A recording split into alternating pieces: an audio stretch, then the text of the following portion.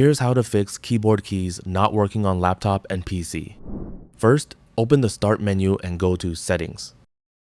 From the left-hand side, select Accessibility, then scroll down and click on Keyboard.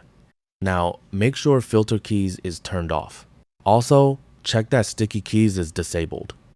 Once both features are turned off, try typing with your physical keyboard and check if it's working again. If the keyboard is still unresponsive, scroll down to the on-screen keyboard option and turn it on. Now, use the on-screen keyboard to open the Start menu and search for Run. Then, open the Run application. Using the on-screen keyboard again, type regedit and click OK. Once Registry Editor opens, expand HKey Local Machine. Then, open the System folder, then expand Current Control Set, and then expand Services. You'll now see a list of folders. Scroll down and find the folder that starts with the letter I. Look for the folder named i8042PRT and select it.